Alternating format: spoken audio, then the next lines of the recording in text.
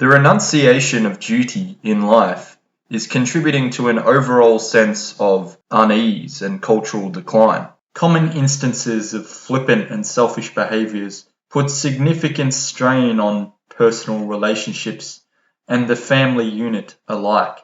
Consider how a lack of a sense of duty among people impacts upon such things as domestic violence, overt promiscuity, and dismissive attitudes toward commitment.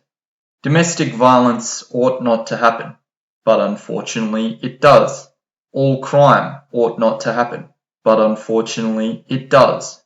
The world ought to be a perfect utopia, but it never will be, as the utopia is only in the individual's mind and is thus subjective.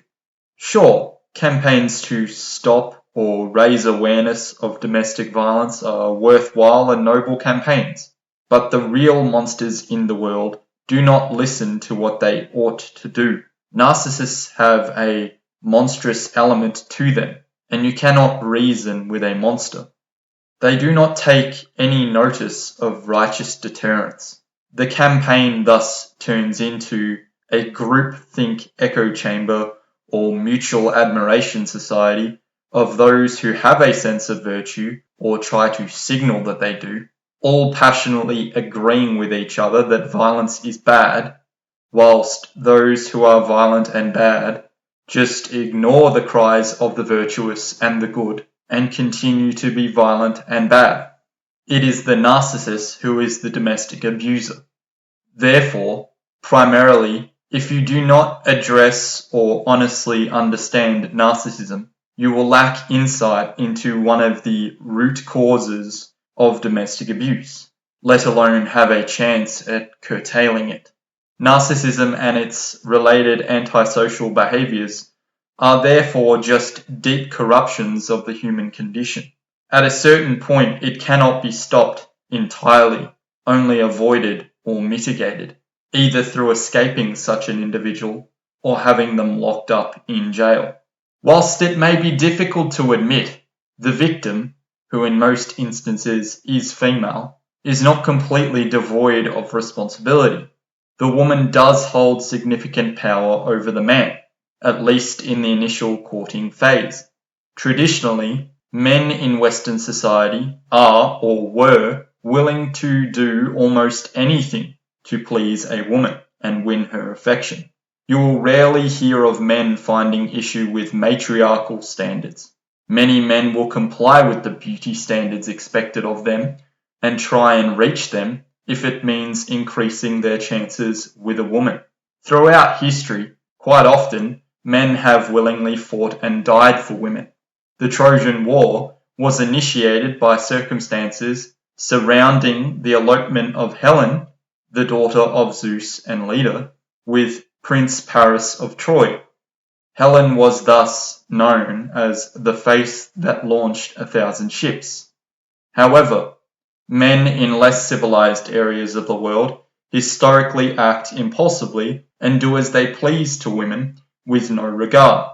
This is obviously undesirable by Western cultural standards. Yet in the West, men will compete with other men for their ideal woman, and even still may be rejected, therefore demonstrating the power a woman has as an individual. However, modern liberalism combined with men going their own way, MGTOW, and modern radical feminist ideology has contributed to many men and women developing a sense of narcissism and inflated self-importance. Many, but not all, modern individuals of both sexes have materialistic tendencies and hence feel entitled to the perfect partner despite being imperfect themselves.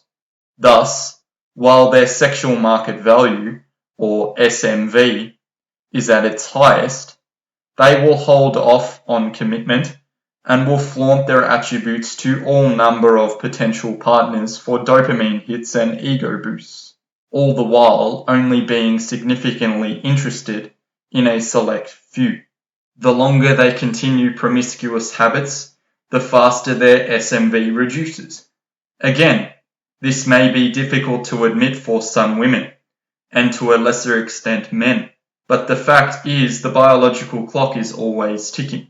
The dating game is a brutal example of Darwinism and demonstrates the aspects of the Pareto principle or 80-20 rule, which basically illustrates that despite attempts at alteration or equalization, the top 20% will naturally acquire or have a pick of 80% of what is measured, e.g. money, talent, workload, etc.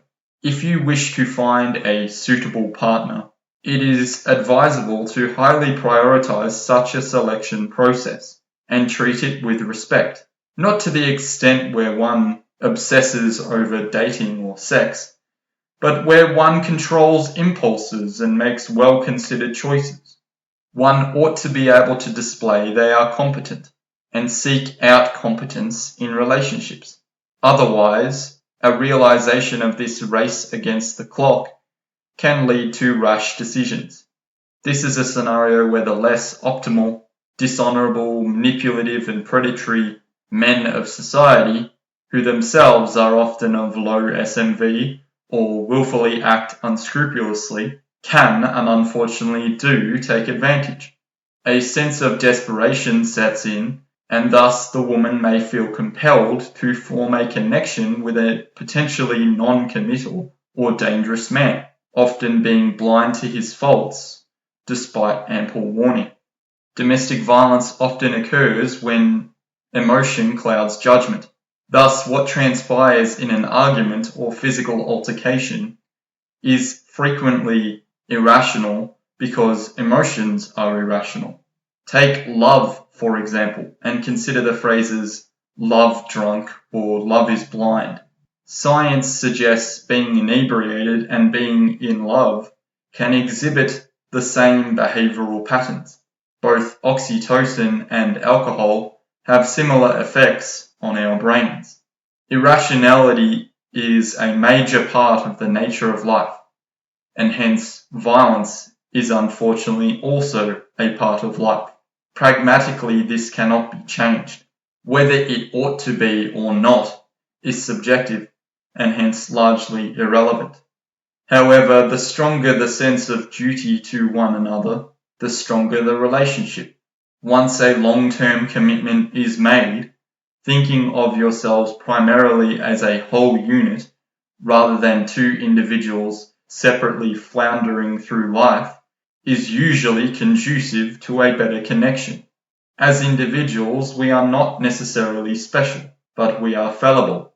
It is only through a committed and loving partnership, collective or fraternity, that the true passions and richness of our existence can be appreciated. Life is meant to be experienced with others, not as atomized individuals.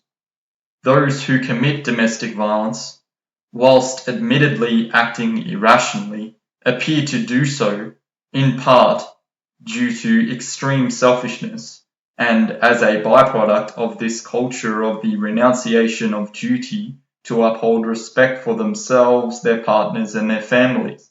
The rejection of responsibility is quite often born out of a lack of genuine love for each other. Without love in the relationship, both parties are likely to act on self-interest alone. Occasionally, these self-interests will be conflicted. If the conflict is deemed substantial, violence may regrettably occur. Those who are committing crime break the law. They do not care about convention, particularly repeat offenders. That is what makes their behavior criminal, and it is why they get shunned by civil society and put in jail. Relationships within which domestic violence occurs are not typical relationships. They are not the norm. At least that is what we would like to think. In a liberal society, such as ours, the belief is that relationships ought to remain as civil as possible. It is what we expect, it is what we enforce. Therefore, domestic violence is outside of the norm, or at least ought to be. But once again, repeat offending criminals and violent men and women do not follow the law or social norms. We have the emergency services in place to deal with crime or instances of violence. But since there are limited ways, or no ways at all, for most people to know when a disaster is about to occur until it has occurred, or knowing if someone could be violent until they are violent, emergency services typically respond to incidents after the fact. For the standard emergency, you do not call emergency services in anticipation of something bad happening. You call emergency services when something bad happens. Otherwise, you could call the fire brigade because you forgot to turn the stove off and it could start a fire. But they will only come to your house if there is a fire. Whilst Lord of the Flies shows us the unfortunate capacity for evil present within humans, it would be a significant encroachment upon liberty to suggest we are all criminals or violent offenders in waiting just to keep us safer. Whilst there are commonly agreed upon bad things and bad people in the world, there are also commonly agreed upon good things and good people in the world that ideally balance out against the bad. For every villain, there is, or ought to be, a hero.